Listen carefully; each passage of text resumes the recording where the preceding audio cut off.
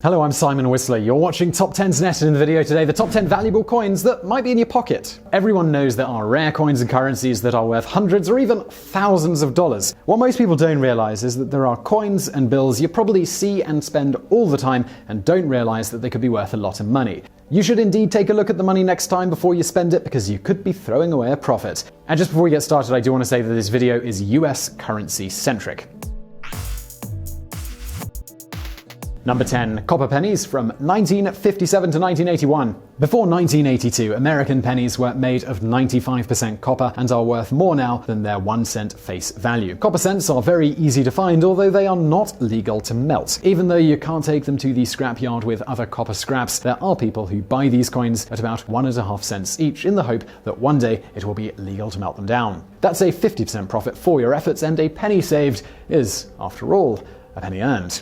Number 9. Wheatback pennies, or Wheaties, 1909 to 1956. 1 cent coins minted between 1909 and 1956 have a different reverse than the Lincoln Memorial pennies that all Americans are familiar with. Wheat cents show up in pocket change from time to time and are worth at least 2 to 3 cents each. As a general rule, 1 cent coins from the 1940s and 1950s are worth about 2.5 cents. 1 cent coins from the 1930s are worth about 6 cents. 1920s 1 cent coins are worth about 10 cents, and 1 cent coins from 1909 to 1919 are worth about 16 cents. You might come across some wheat cents that are even rarer, so it's always a good idea to do a little research before you sell something. Number 8. Dimes, quarters, and half dollars, 1964 and earlier. Dimes, quarters, and half dollars from 1964 and earlier are made of 90% silver. The industry term for this material is junk silver. You might want to look for these coins because they're worth considerably more than their face value. The market price of silver does vary, but these coins are often worth about $12 each. So, how do you figure out how much silver is in each dollar's worth of junk silver? Well, you can use math, but don't worry, it's very easy. In every $1 face value of junk silver, there's 71.5% of 1 ounce of silver. So you take the spot price of silver and multiply it by 0.715. The result is the actual value of the silver that you've got in your hand. It's not a bad way to make a few extra bucks if you come across some silver coins in your change. Number 7. Half dollar, 1965 to 1970.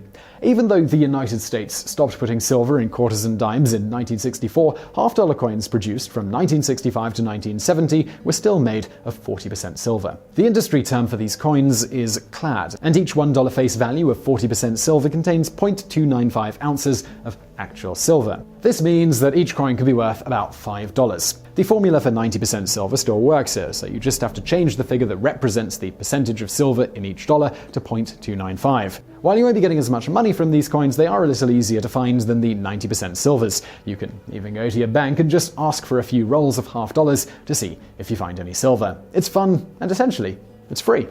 Number 6. Error coins.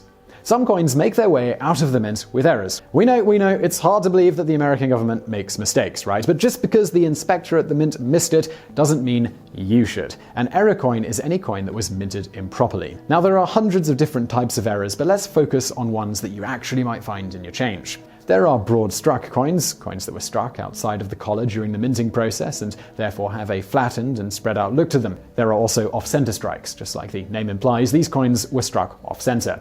Off-center strikes, where you can still see the year, tend to be worth just a little bit more.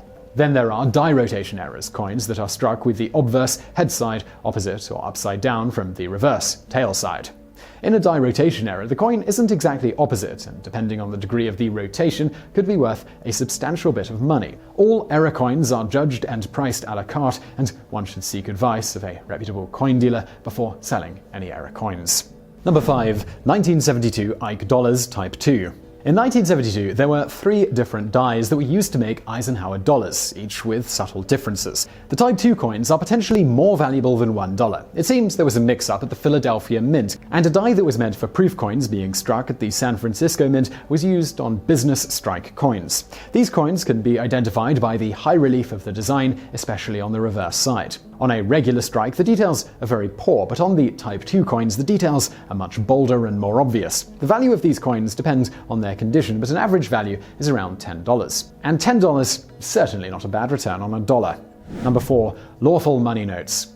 If you look at the left-hand side of the front of any bill, there's a small paragraph that reads, "This note is legal for all debts, public and private." Some bills from the 50s and earlier have a different paragraph on them. These so-called lawful money notes read, "This note is legal tender for all debt, public and private, and is redeemable in lawful money at the United States Treasury or any Federal Reserve Bank." According to the Constitution, legal money includes gold and silver, and while the United States government will no longer redeem these notes for precious metals, they are worth more than their face value. Determining precisely how much these notes are worth is best left to an expert, though, as the grade of the bill determines the value. Number 3. Silver certificates. On the top of every bill, you can also see the words Federal Reserve Note. But the Federal Reserve wasn't always the only institution that created currency, and you may find bills that say silver certificate instead. Much like with lawful money notes, there's no place to redeem silver certificates for actual silver, but you may get a little extra jingle in your pocket if you find one. These notes are worth about 25% more than the face value